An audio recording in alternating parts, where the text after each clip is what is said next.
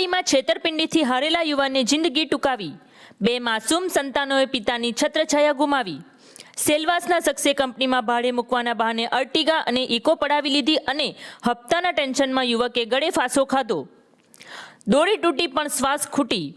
પારડીમાં આર્થિક ભીસ અને વિશ્વાસઘાતનો શિકાર બનેલા એક 40 વર્ષીય યુવાને પોતાની જિંદગીનો અંત આણી દીધો છે। પારડીના કોથરવાડી ફળિયામાં રહેતા જીતુભાઈ રમેશભાઈ ધોળિયા પટેલ નામના યુવકે પોતાના ઘરે જ ગળે ફાંસો ખાઈ આપઘાત કરી લેતા પરિવાર પર આભ તૂટી પડ્યું છે। આ ઘટના પાછળ એક કારના ભાડાની છેતરપિંડી અને માથે ચડેલા દેવાનું ભારણ કારણભૂત હોવાનું સામે આવ્યું છે। ઘટનાની વિગત એવી છે કે મૃતક જીતુભાઈ અગાઉ એક કંપનીમાં નોકરી કરતા હતા, પરંતુ નોકરી છૂટી ગયા બાદ તેઓએ હિંમત હાર્યા વગર પોતાના પરિવારનું ગુજરાન ચલાવવા માટે પોતાની અર્ટિગા અને ઇકો કાર ભાડે ફેરવવાનું શરૂ કર્યું હતું। આ 2 કાર જ તેમના પરિવારની આવકનો એકમાત્ર આધાર હતી। જો કે કુદરતને કંઈક ઓર જ મંજૂર હતું। જીતુભાઈનો સંપર્ક સેલવાસના એક ઈસમ સાથે થયો હતો, જેણે આ બંને કાર સારી કંપનીમાં ભાડે લગાવી આપવાની લાલચ આપી હતી। જીતુભાઈએ વિશ્વાસ મૂકીને પોતાની બંને કાર અર્ટિગા અને ઇકો પેલા શખ્સને સોંપી દીધી હતી, પરંતુ સમય જતા ન તો કારનું ભાડું આવ્યું કે ન તો કાર પરત મળી।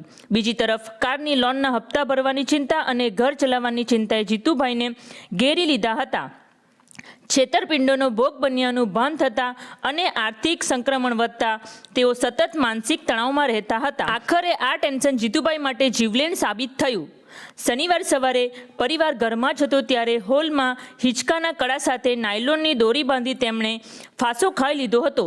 વજનને કારણે દોરી તૂટી ગઈ હતી અને તેઓ નીચે પટકાયા હતા। આ બાબતની જાણ થતાં જ પિતરાઈભાઈ વિપુલ અને પાડોશીઓએ તેમને તાત્કાલિક પારડીના મોહનદાળ હોસ્પિટલ ખસેડ્યા હતા, પરંતુ ફરજ પરના તબીબે તેમને મૃત જાહેર કર્યા હતા। પોતાની પાછળ પત્ની ધર્મિષ્ઠાબેન અને 2 માસૂમ બાળકોને વિલાપ કરતા મૂકીને જીતુભાઈ અનંતની યાત્રાએ નીકળી ગયા છે। જે પિતા સંતાનને ઉજ્જવળ ભવિષ્ય માટે રાત દિવસ મહેનત કરતા હતા, તે જ પિતા આજે વિશ્વાસઘાતનો ભોગ બનીને દુનિયા છોડી ગયા છે। આ બનાવ અંગે પારડી પોલીસે અકસ્માત મોતનો ગુનો નોંધી વધુ તપાસ શરૂ કરી છે, પરંતુ આ ઘટનાએ સમગ્ર પંથકમાં અરેરાટી અને રોષની લાગણી ફેલાવી દીધી છે।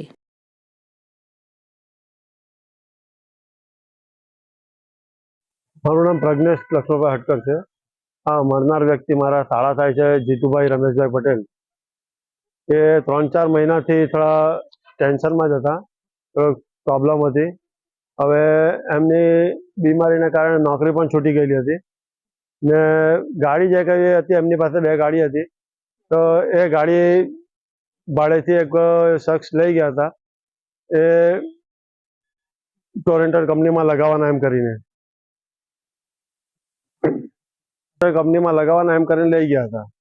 પછી 2-3 મહિનાથી ભાડું કંઈ આપતા નથી ને ગાડી ફ્રોડ થઈ ગયો છે એમ ખબર પડી ગઈ એટલે જીતુભાઈ એ ટેન્શનમાં રહેતા હતા ને એક જ વસ્તુ હતું આ ગાડીનું કે આ શખ્સ જે છે એ ગાડી લઈ ગયા હતા, પણ હવે એ પણ ફ્રોડ નીકળ્યું એટલે વધારે ટેન્શનમાં આવી ગયા હતા કે હવે અમે ઘર કેવી રીતે ચલાવવા, કેવી રીતે એને ઘરમાં ખવડાવવા।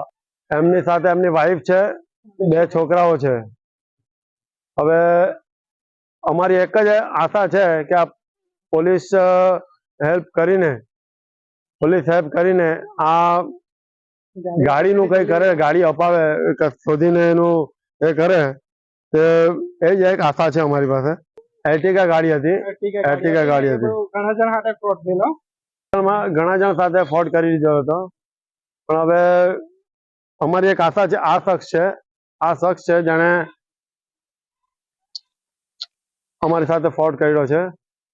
તો અમારી એવી આશા છે કે આ ભાઈને પકડે ગમે ત્યાંથી ને ગાડી લાવી આપે ને પરિવારને હેલ્પ કરે ને એમનું બી ગુજરાન ચાલે।